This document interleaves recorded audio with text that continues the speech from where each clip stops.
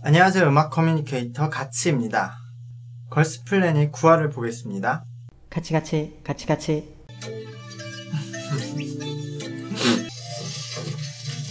수현이 너무 힘이 들어갔는데? 와, 여기서 서영과 수현이가 같은 팀이 되네.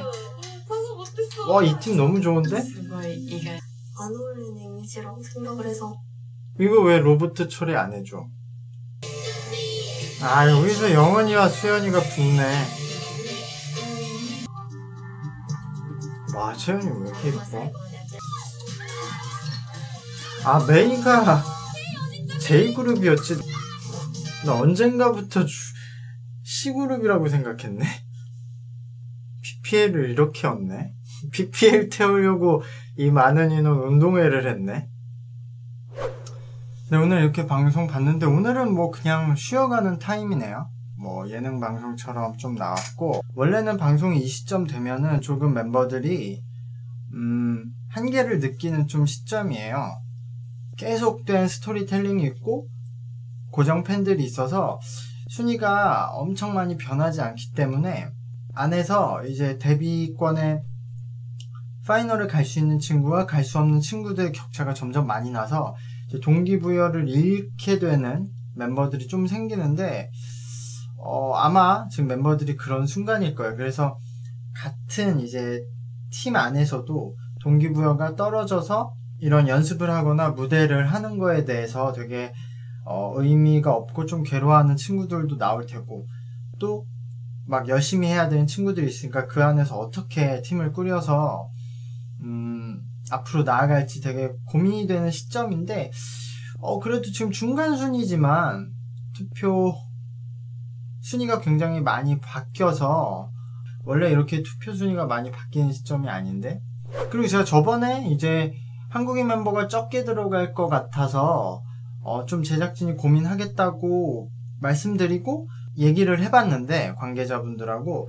근데 이게 지금부터 그룹당 한 명씩 투표고 파이널에서는 한 명씩 투표를 할 거잖아요. 그때 한국 멤버들의 표가 더 많아질 거라고 예상하더라고요, 현재 투표 흐름상. 그래서 그건 크게 걱정은 안 하는 것 같은데, 오늘 이제 잠깐씩 본 멤버들에 대한 소감은, 원전님이 의외로 춤은 괜찮게 추고 계세요. 그러니까 여기 와서 실력이 굉장히 많이 는 것 같아요. 하지만 뭐 다른 멤버들이 그 전체적인 실력은 더 좋은데 원전님이 표를 받고 있는 건 역시 중국인들한테 그런 뭔가 애처로움을 줬다고 생각을 해서 그런 부분이 강력하게 작용하는 것 같고, 오늘도 스타일링이 굉장히 채연님이 잘 됐는데 약간씩 예선님하고의 그런 뭔가 겹치는 캐릭터에서 채연님이 조금 더 우위를 가져가고 있지 않나라는 느낌이 들고,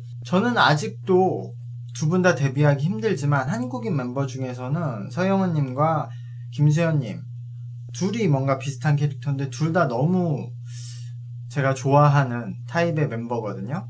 카메라 앞에서 딱 변신하는 사람들. 그래서 두 분 다 너무 좋은데, 근데 사실 이렇게 생각해도 돼요. 지금 만약에 이제 수현님 같은 분이 탈락을 한다, 현재로선 그럴 가능성이 높잖아요.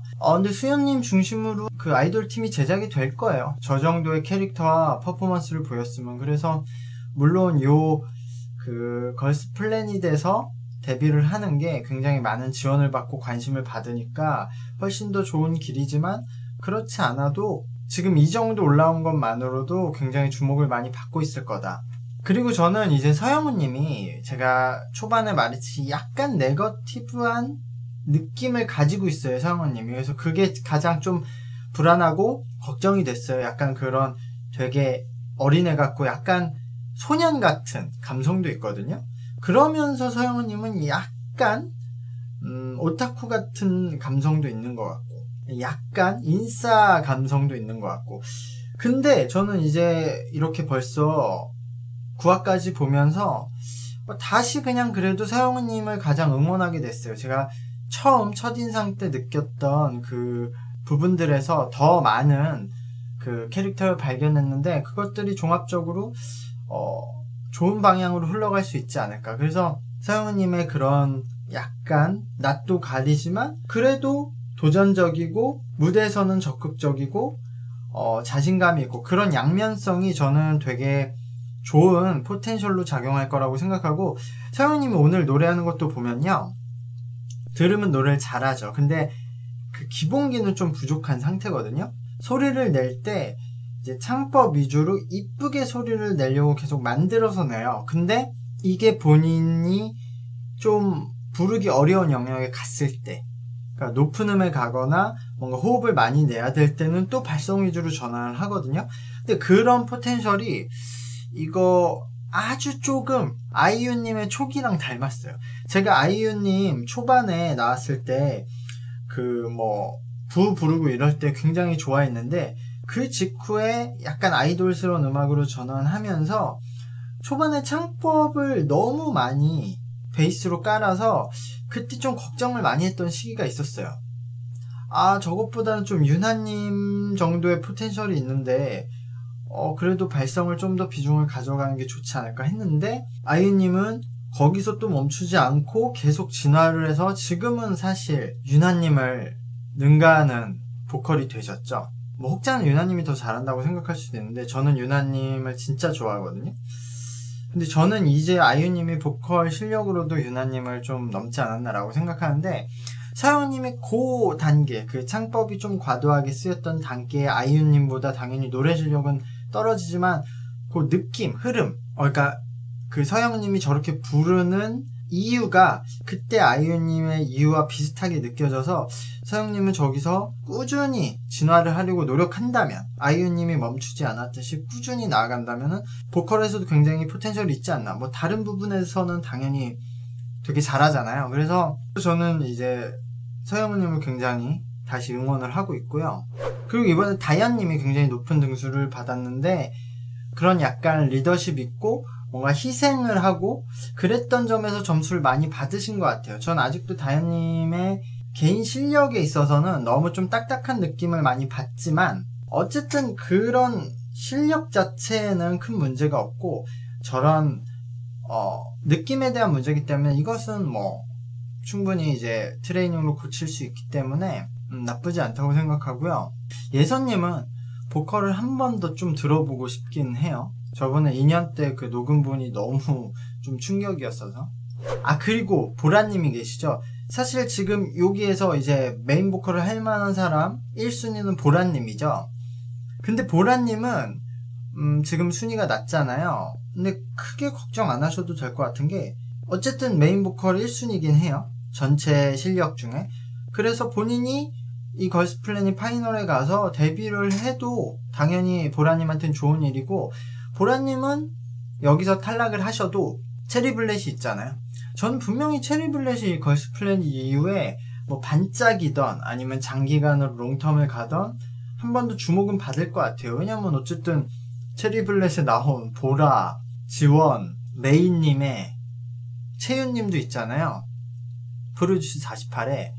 그렇기 때문에 저만 해도 체리블렛 다음 싱글 뭐 나올지 굉장히 기대가 되거든요. 이런 생각을 하는 분들이 많을 것 같아서, 보라님은 원팀으로 돌아가도 체리블렛에서 조금 더 좋은 활동을 기대할 수 있을 거다. 지금 FNC 소속사인데 FNC가 일본에서 걸그룹 오디션을 시작을 하거든요. 근데 그렇다고 해도 거기는 아예 일본 법인에서 진행을 하는 거고, 한국에서는 비중을 많이 이제는 생각하고 있지 않을까라고 생각을 해요.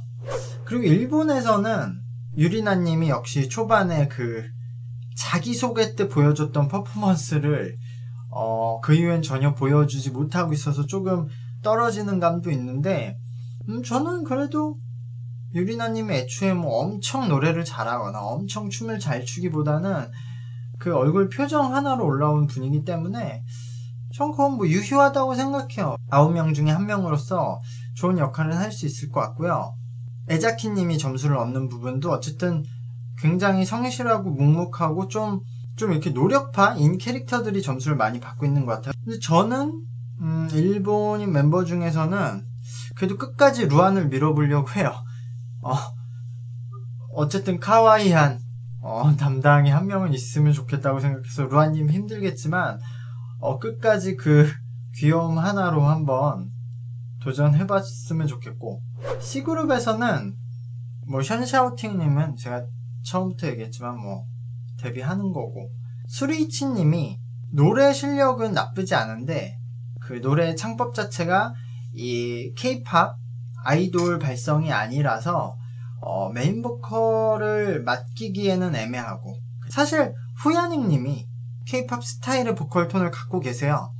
근데 반대로 후야닝님은 사람의 캐릭터가 K-팝 아이돌스럽지 않고 약간 더 힙합적인 느낌이라서 그렇지, 저는 당연히 한국 사람이니까 한국에 대해서 더 잘 알고 제가 한국에서 훨씬 더 오래 일을 했고, 그래서 아주 당연하게 한국 멤버들에 대한 그 기대감을 더 많이 갖고 있는 사람이지만, 저는 뭐 일본, 중국, 한국 이런 걸 떠나서 일단은 그냥 그 사람을 생각하게 되는 편인 것 같아요. 뭐 일부러 그러려고 노력하는 게 아니라 어쨌든 만났을 때 제가 직접 이제 저는 사람들을 가르치니까 학생들을 가르칠 때 이 친구가 중국인이라서 뭐 일본인이라서 이런 생각을 안 하잖아요. 그냥 얘랑 나랑 1대1이니까 이렇게 방송들을 봐도 그냥 그 개개인으로 생각하지 어떤 국적으로 생각은 안 해서 제가 그냥 이렇게 어떤 얘기를 하는 게 마음에 안 드는 분들도 계실 거예요. 특히 지금 한국에서 중국인에 대한 반감들이 높기 때문에 제가 중국인 멤버들에 대해서 좀 좋게 평가하거나 긍정적이게 얘기하는 부분이 마음에 안 드시는 분들도 분명 계실 거라고는 저는 생각해요.